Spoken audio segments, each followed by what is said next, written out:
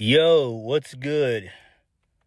Let's dive into Bound for Glory. A pretty solid show for the most part. There were some atrocious booking decisions. We'll talk about that when we get to it. But Bound for Glory is officially over and done with. We gotta talk about my boy, Mike Santana. TNA was extremely wise to put the title onto Mike Santana. This is absolutely great. Mike Santana is the total package. Good in ring, great character, great mic work. Well, he's not even a character. Mike Santana is just who he is. He's Mike Santana. He's that damn good. TNA did great here. They did great. I am so excited that Mike Santana is still with TNA. Because the fans in AEW and some of the AEW locker room said, nah, man, just grab that tag rope and stay there. Stay there. You know, we've got Omega, we've got Ospreay, we got all these other guys, these flippy-dippy guys who have no character. We'll let them be the ones to be put out front, and guys like you can just stay in the tag division. But Santana has been phenomenal to watch for the past 2 years. He's been awesome. And TNA made the right decision by putting the gold on him. They made the right decision. Now, some people said that they should put the gold on him at Slammiversary back in July. You can't always do that. You can't always just give the hometown crowd what they want. You got to worry about what's next because, again, you're not going to always be there. So them putting the title on their biggest show of the year, their version of WrestleMania, was the right decision. So kudos to TNA for doing that. And I'm hoping that Mike Santana sticks around in TNA for the remainder, at least for, well, obviously for the remainder of the year. But hopefully he sticks with TNA for 2026. All right. I could definitely see him in WWE for sure. Maybe sometime in 2027. But Mike Santana winning was the right decision. It was. And I'm happy that they did it. I am. And the fact of the matter is, they had damn near close to 8,000 people in that venue. They had close to 8,000 people. It was 7,700 and something people in that building, and that crowd was up when he won. It was tremendous. Mike Santana is a phenomenal storyteller, phenomenal athlete. He has it all. He is a total package of what it means to be a pro wrestler. He has grit. He's got self-determination. He is the guy that can spearhead TNA into the next phase of what the company is trying to do. And him and Trick Williams, they both killed it. Kudos. And they have sold out both their two biggest shows of the year. Slammiversary, their version of SummerSlam, TNA's version of SummerSlam, and Bound for Glory, TNA's version of WrestleMania. Both of those shows were sold out. Both of them were packed. I think Slammiversary had, 7,000 something there, and Bound for Glory had close to 8,000 here. So really, really good stuff here, man. Really good stuff. Mike Santana winning was the right decision. Mike Santana, he deserves it. He's earned it. I know his pops is smiling down from heaven and just happy and so elated. And the fact that, his daughter was there and they embraced and stuff, it was great. Good stuff.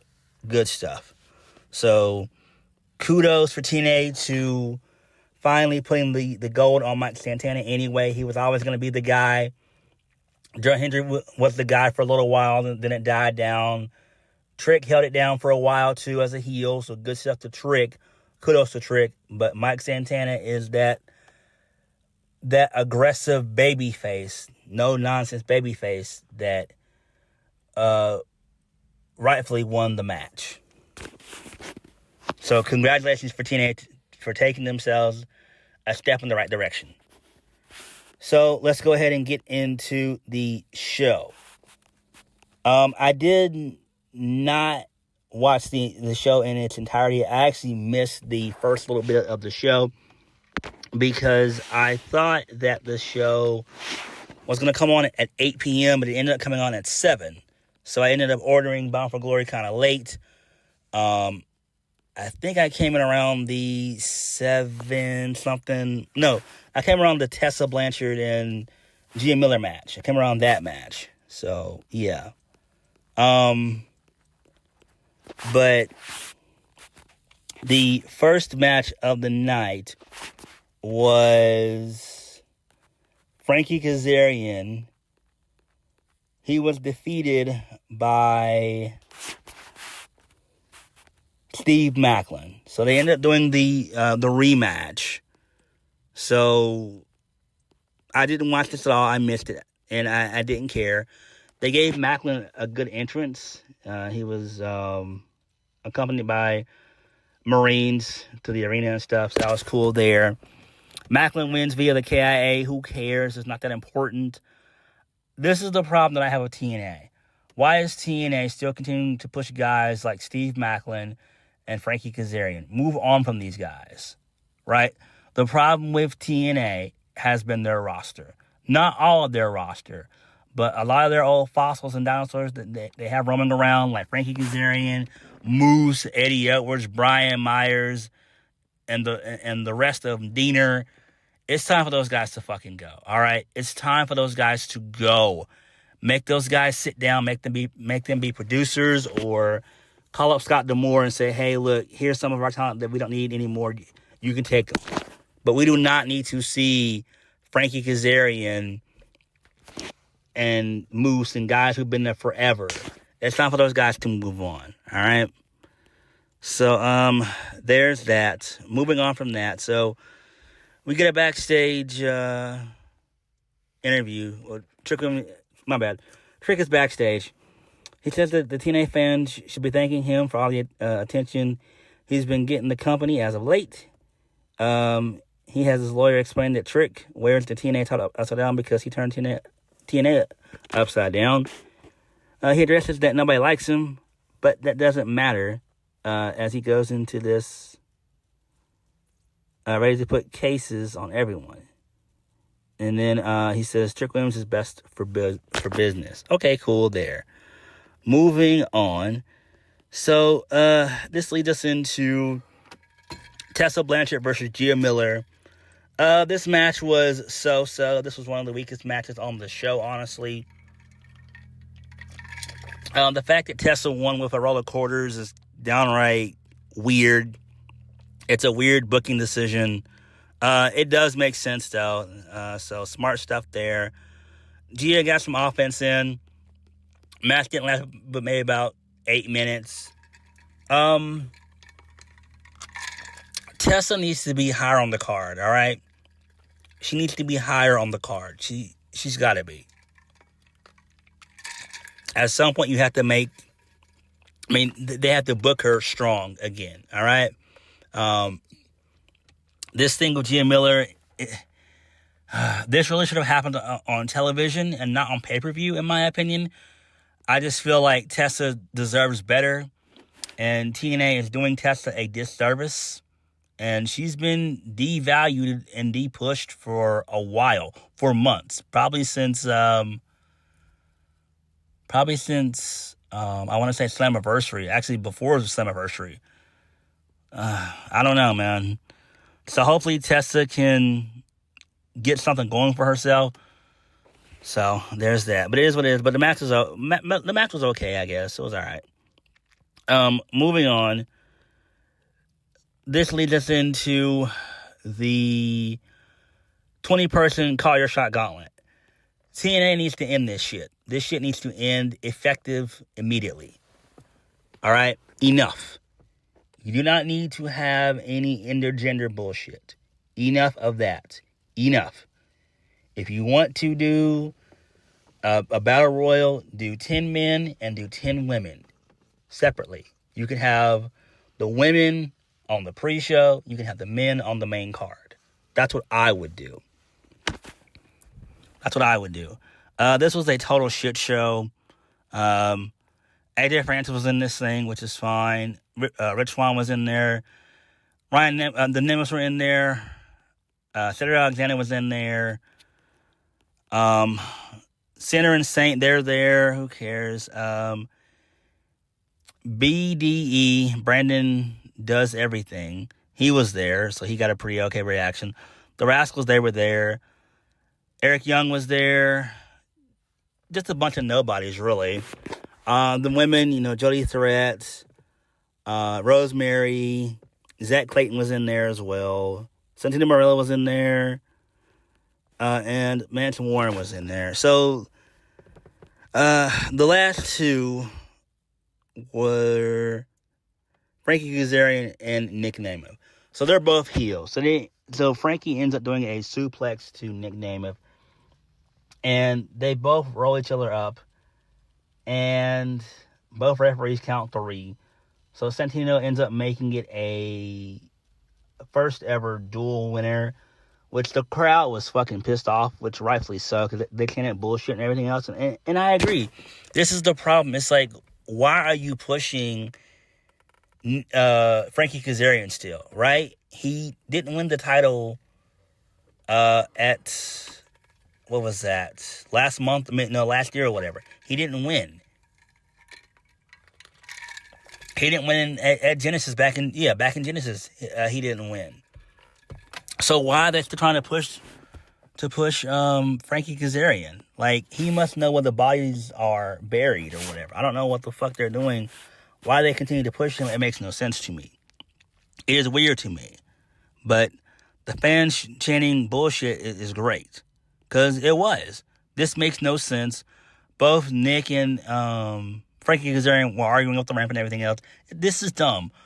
Hopefully they can rectify this. Hopefully they do something this week for Impact, this Thursday coming up. They've got to do something. Like, you got to rightfully have a rightful winner, right? You either are going to push either Nick Nemeth or you're going to push Frankie Kazarian. Decide who you're going to push. I would personally push Nick Nemeth. He should be the guy to go after Mike Santana. That would be a really good first feud for him to have. If you want to do Frankie Kazarian next, then that's fine too. But really and truthfully, I would just go with Nick Nemeth, man, for real. Nick Nemeth should have won this shit hands down. But again, I'm tired of the fucking Call Your Shot Gauntlets. Enough. You should just do 2 of them, 1 for the men. Instead of doing 20 competitors, just do 10 men, 10 women, and that's how you do it. Moving on. This leads us into Kelani Jordan defeating Indy Hartwell. She retains the Knockouts World Championship. Good stuff there. This match never got out. It never reached the second gear, in my opinion. It just didn't. Clearly, Kelani was doing all the work and stuff. Indy, she just does not have it. Her family was in attendance. So, basically, Kelani wins via the one-of-a-kind split-legged moonsault. Good stuff there. Then Carlos Silva presented Kelani Jordan with the title. So then that leads to Indy and her shaking each other's hands as a sign of respect, and then that was it. And then Indy goes to her family to be consoled and everything else. So this is fine, but it makes sense. Indy, they might be giving her the Joe Hendry type of thing, where how Joe Hendry did not win at last year's Bound for Glory, but he ended up winning the title at Genesis back in January. So it might be the same thing that they end up doing, is just giving Indy the title at at Genesis in January. So they might do that. I hope they don't. Because this should be a clear sign that maybe Indy is not the person that you put the title on. I don't know who that could be right now. You could go with Xia Li. You could go with Killer Kelly. There are women on that roster that Kelani Jordan can drop the title to. But it does not need to be Indy Hartwell. It does not. Enough of Indy Hartwell. Enough. She fucking sucks. Moving on. This leads us into the Hardcore War stuff. I don't care about this at all. The system win. I do not care about this shit. I do not give a single fuck about this. I'm not gonna hold you guys up. I didn't even watch the match. I don't even care about the spots or nothing. I don't give a shit. Moving on. Next, this leads us into Leon Slater versus Jevon Evans. This thing was cooking until fucking Darkstate from NXT showed up and ruined it. So they actually had a 20-minute time limit, which the time limit elapsed. They were going balls to the walls, cutters, suplexes, more cutters, Canadian destroyers, Uranagis, Utopias, just some of everything. And then the time expired. It was a 20-minute time limit because I didn't hear them say that at all. Because normally that's more of an AEW thing, where they're the ones that do time limits on their matches, not WWE or TNA. I don't think they've ever done time limit matches in TNA, ever. And so the crowd chanted bullshit, again, rightfully so. Santana Marella comes out and makes the match go 5 more minutes. And then as it's just about to start going, the lights go out, and then Darkstate, their sorry asses show up, and they beat up both Jevon Evans and Leon Slater. And this pissed me the fuck off. Okay, what was the point of this shit? What was the point of this? Darkstate is not over. End Darkstate. Fucking end Darkstate. Please. They are not over. Enough. They have been on NXT for about 7 months. Enough. Move on from Darkstate. They are not over.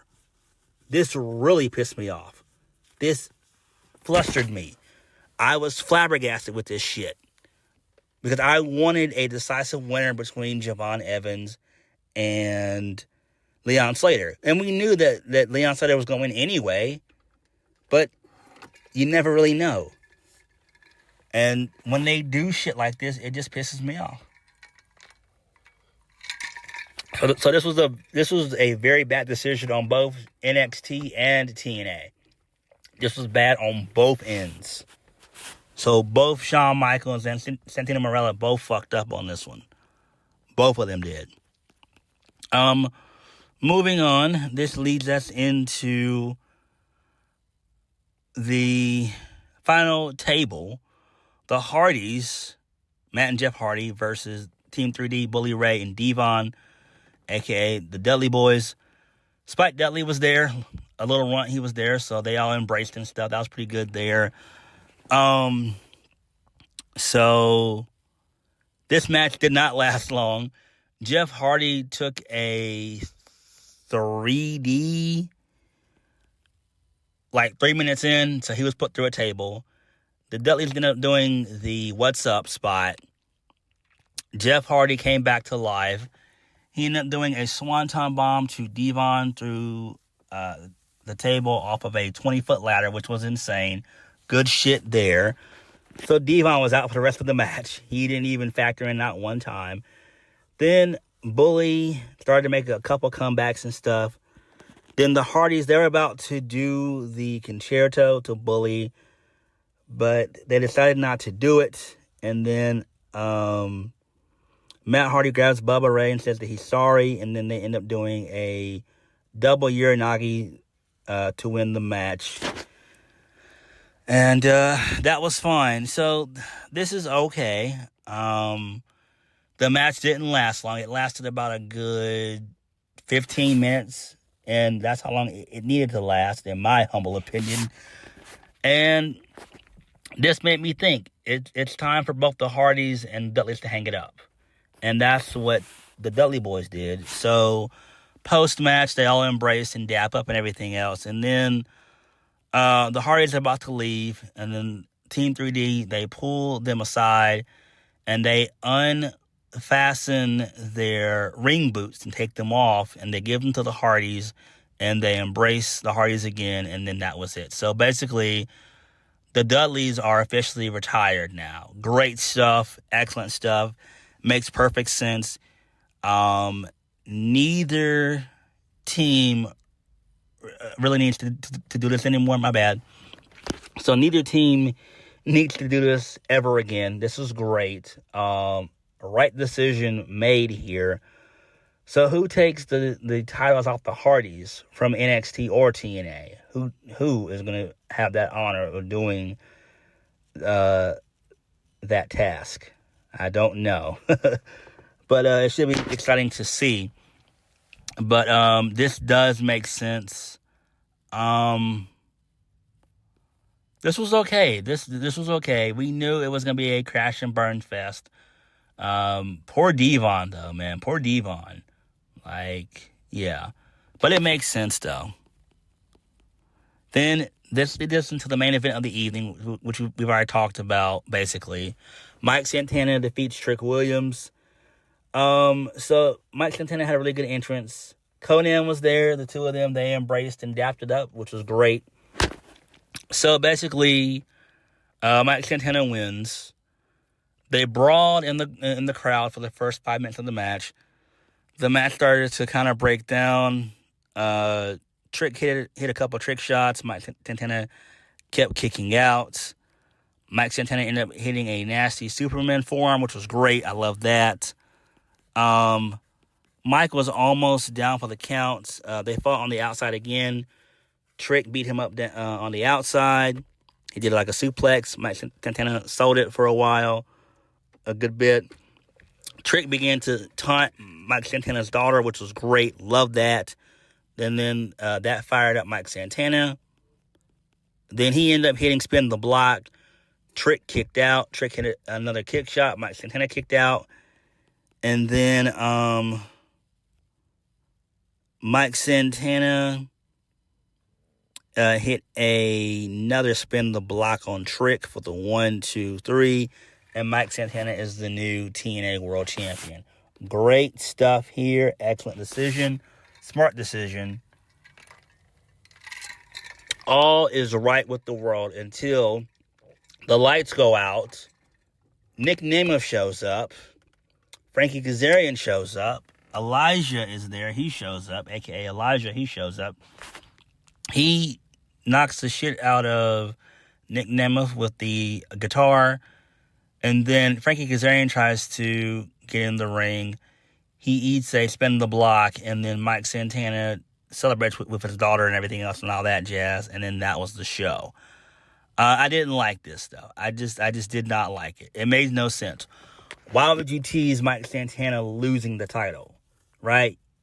They're trying to do the bullshit Josh Alexander Moose storyline from like 2 years ago, back when Josh Alexander was still with TNA at the time, when he won the title and then immediately Moose cashed in right after. But I'm glad that didn't happen here. So I don't know, but this whole Call Your Shot Gauntlet stuff, I don't like it. They've got to rectify that quickly. But all in all, the show itself, I could have done without the first, 4 matches. To me, this was a 3-match show. Actually, a 2-match show. The co-main event with the Hardys and Dudleys, and then Mike Santana and Trick Williams. It would have been a 3-match show if we would have gotten a decisive fucking winner with Jevon Evans and Leon Slater, but that shit didn't happen. So it is what it is on that note. I did not watch the Hall of Fame. I will watch the Hall of Fame at some point. I definitely will. But I will, go back and watch the Hall of Fame for sure. So, yeah. But this was an okay show for the most part. TNA is headed in the right direction.